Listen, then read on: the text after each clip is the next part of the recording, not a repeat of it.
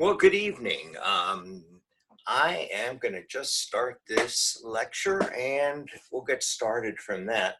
A lot of people have asked questions about the assignment for week 3, and I'm going to cover as much as I can.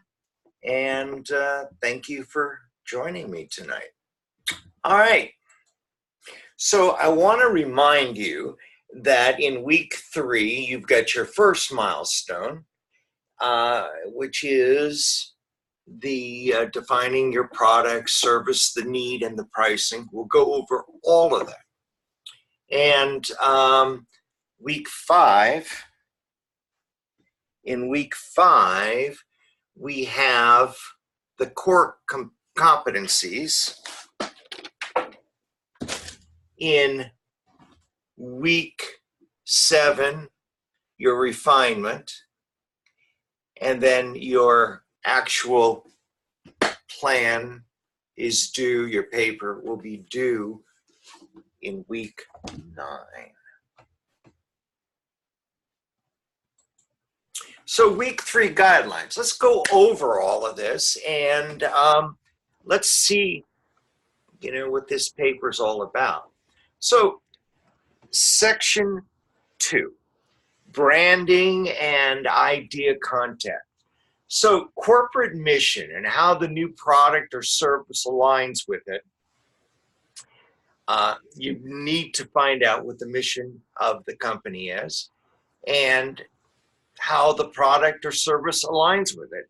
We'll talk a little bit about the mission in a minute. Defining features of the product or service. You need a complete description of what it is. Now, how the product will be marketed internally and externally.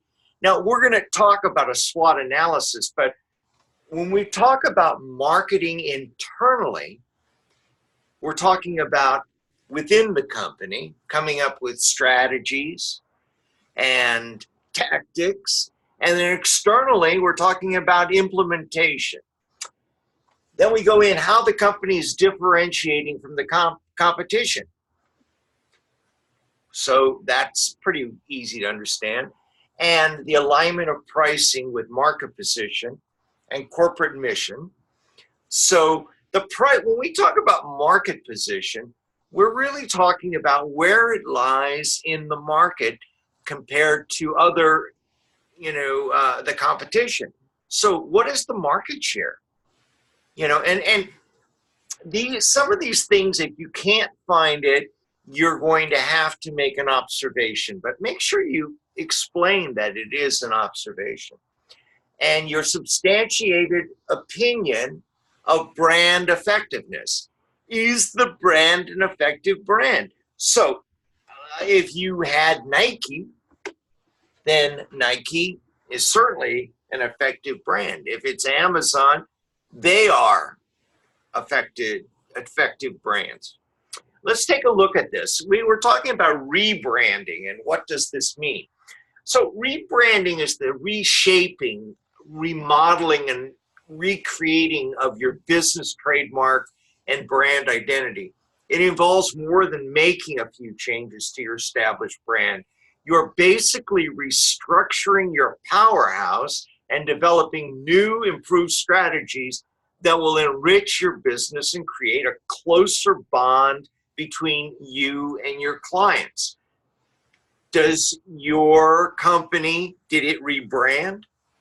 Or is it using the same brand? Nike, Amazon, Apple, they're all using their same brand based on what their mission is. Take a look at this Tropicana.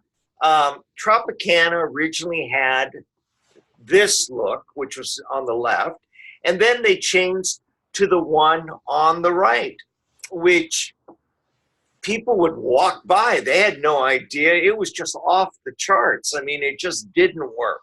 So Tropicana spent a lot of money doing all this rebranding, and they actually had to go back to the original brand.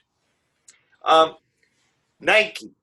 This is a good time to remind you that a brand is the company and the product is what they sell. For example, Nike is the brand and shoes is the product.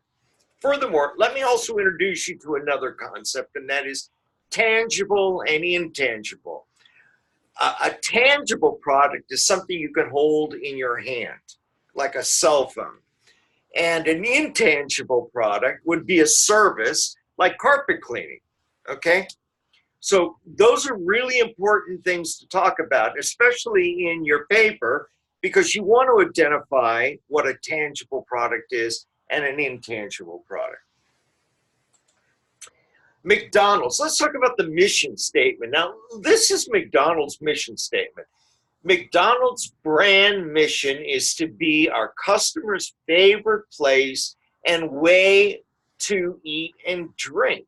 We are committed to continuously improving our operations and enhancing our customers' experience. McDonald's values. We place the customer experience at the core of all we do. So your company, you need to find out what their mission statement is and are they true to their mission. Now, there's also a value statement, and if you could find that, you could segregate that from the mission statement, and that would be awesome. So section 3, defining the product or service need. You know, marketing is about building awareness and creating a need for the product, service, or idea. So we talk about behavioral or lifestyle demographics of the targeted consumer, or buyer style of organizational buyer and why they are a good choice. What unsatisfied need does your product fulfill, product or service? So if you look at Apple and the iPhone, they give your consumer, they have a need to talk to somebody or to communicate or calculate or do all the amazing things that it does in their pocket, okay? It does fulfill a need. How the customer buyer seeks information to fill the need. Where do they find out about this? We know that Facebook is not the greatest thing anymore. We know that there are a myriad of ways. I need to know how your company tells its consumers or potential consumers how that they have a product for sale.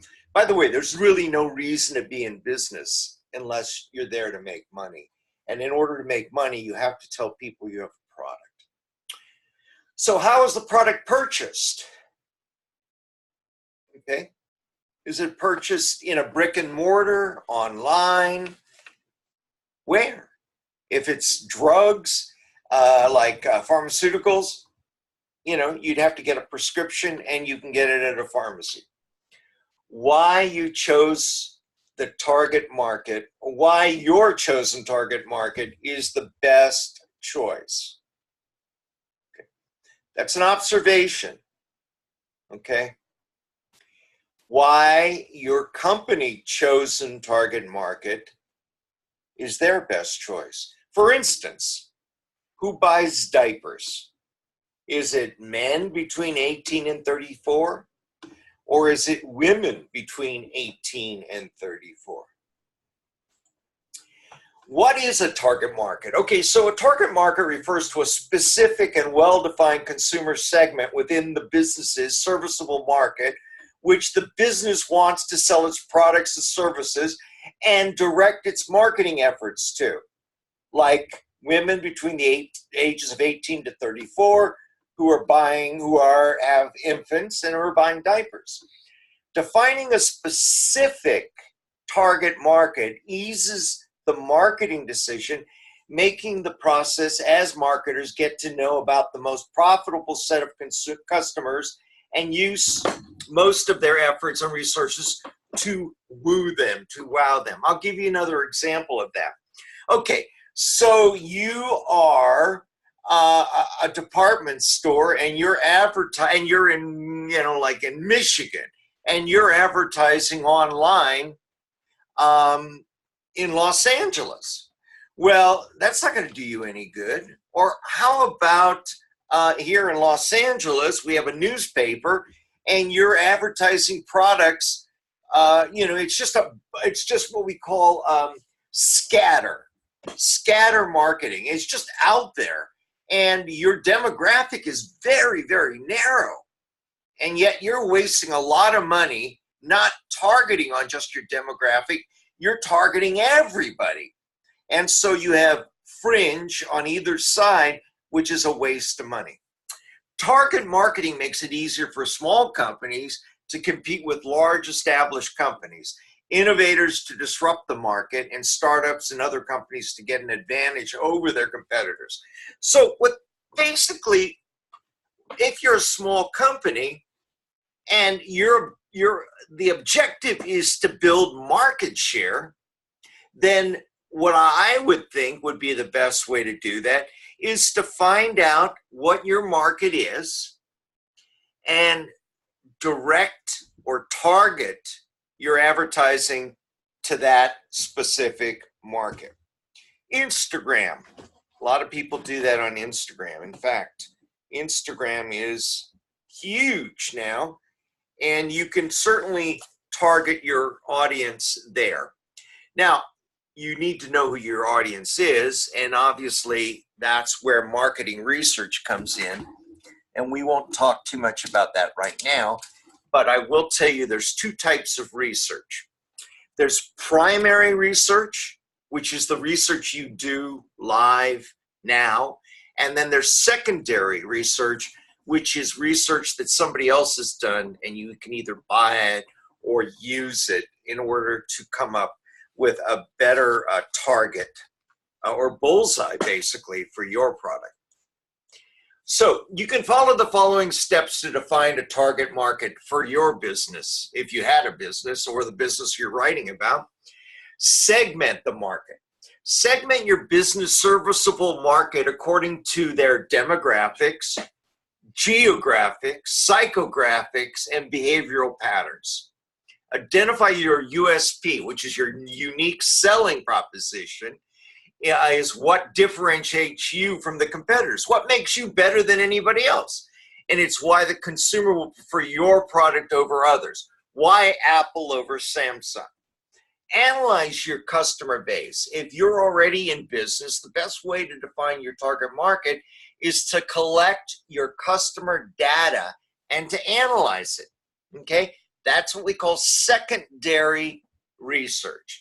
And then analyze your competitors' customer base. Analyze your competitors' customer base, who they target through their marketing efforts. Where do they sell their products?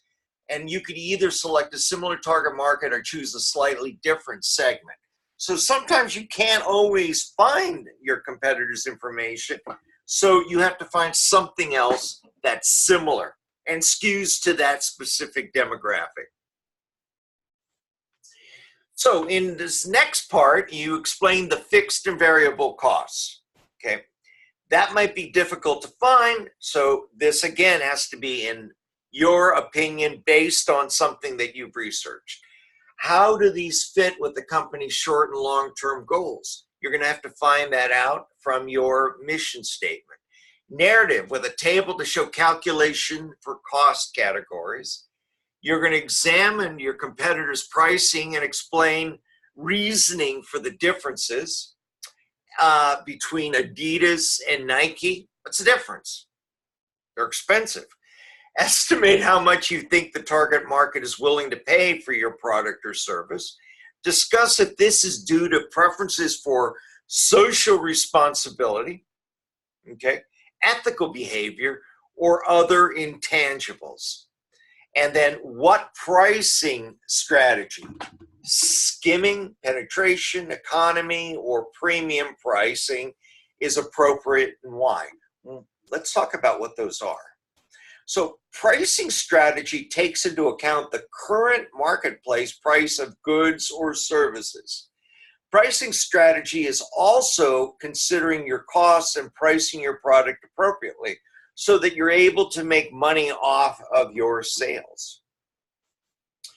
Economy pricing is useful for companies who are keeping their overhead low. For example, generic grocery store brands of products usually have a lower price than the name brand items due to the lack of advertising or out of store promotion. Because these companies save those aspects of the product, they're able to keep their pricing low. And companies who use economy pricing count on the fact that their lower price compared to the product next to them on the shelf will increase the number of sales. Economy pricing does particularly well during times of economic recession. Okay, interestingly enough, will increase the number of sales. So I lost my train of thought. We use economy back there, lower price compared to the product next to them. But most consumers will buy the product that they know, and they have what's called brand loyalty. If it's the same exact product, but just different, packaging, it's like Sudafed. You want Sudafed or do you want the generic Sudafed? I personally go for the Sudafed because that's what I know, and I have brand loyalty. I'm loyal to the brand. Price skimming. Price skimming occurs when a company sets an artificially high price for a product or service, but knows that the competitors will soon enter the product or service arena. So basically, you come out selling your product for a lot of bucks, and then when your competitor comes in, you lower it. The high price is temporary and meant to encourage a profit boom to offset the price drop later. Products or services have to be in a very unique position of being the first of its kind to the floor. A short-term novelty is what that's called, whereas everyone else will have to fall in line behind this original price in order to be competitive. Often we see this in new cell phones when they first come out. Boy, are they expensive. Apple does this. Apple is notorious for price skimming. The same phone that we can buy this year could have been double or triple the price last year when it first came out to the market. Absolutely. Penetration pricing. Penetration pricing sees products or services priced much lower than their actual value in order to make an entrance into the market. Once consumers view the product or service as a must-have, the prices can gradually rise. Often this is seen with internet companies or cable companies. They'll advertise a remarkably low price, and then once the year is over, they raise it. Today we see computer penetration pricing even more often. Websites and software offering free trials, but requiring a credit card. They scan, once they get your credit card, you forget and they just keep billing you. Let me talk about a situation that happened to me, and it was really kind of interesting. When I moved many, many years ago into this neighborhood, the dry cleaning company, Flair Cleaners, sent me coupons. And they were 50% off your dry cleaning for that month. And wow, that's fantastic. So I went in and I had my dry cleaning done for 50% off. The next month, they sent a coupon and it says, get your dry cleaning for 35% off. I went, whoa, this is way too good. I went in and I got all my stuff done. They did a nice job. The next month, it was 25%. Fantastic. Anyway, the following month, the coupons stopped coming. But I kept going because I'd spent 3 months using their service, discovered that it was superior to any other service that I used, and for the first 3 months, I got these major discounts. So that is a form of price penetration. And then premium pricing. Premium pricing is used for products or services that are clearly of a higher luxury value than anything else on the market. We could say Rolex, Tag watches, Mercedes, Lamborghini, Ferrari, Maserati. That was kind of cute. Here in LA, we see Teslas everywhere. Premium pricing is reserved for five-star hotels, first-class airline tickets, and other products that give the customer the perception of being of the highest quality.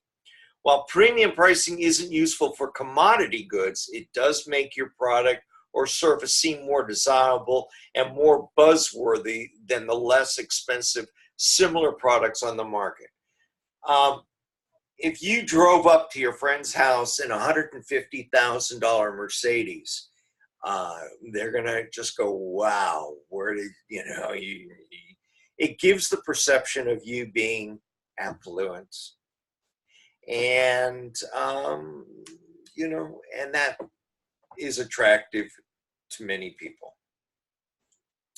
Important. Work must be submitted in APA format, include the proper formatting. I think you know all of this stuff. Minimum 5 references per paper is average. References may not be older than 2013. Make sure you use in-text citations. Observations must be supported with a reference. This is a research paper. Don't make up stuff. And these are your milestones. The milestone establishes your chosen organization's direction within the marketplace. This is important because it drives the subsequent activities, milestones, in the final project. Without a strong sense of the organization's purpose within the marketplace, knowledge of consumer trends and how to meet target market needs at the appropriate price, management is less likely to maximize the efficiency of business activities and more likely to miss fully meeting the needs of its chosen target market. The milestone establishes how the organization will differentiate itself from its competition through branding with a unique product or service offering designed to meet specific consumer needs or desires that are shaped by the demographics, personality, or buying style. The milestone will be graded with the Milestone 1 rubric. Okay? And the milestone establishes we just said that. So we just said that. We just said that. And are we going backwards? We just said that. We just said that. All right. There's your what your title page should look like. And here is what the paper should look like. I have given you a template, and I would hope that you'll use it. It'll really help me to grade your paper easier rather than me having to go in and dig everything out. So, hint, hint, use the template, please. And make sure it's APA. We've gone through that. I'll leave this on for just a few minutes. No padding. We don't need an abstract. The first paragraph is the introduction, so forth and so on. Okay, you can read all of that. You can freeze the video if you need more time. Week 3 discussion preview. Well, we have no questions, and so I will bid you adieu and thank you for joining me this evening, and good luck on your paper. I hope you watch this video.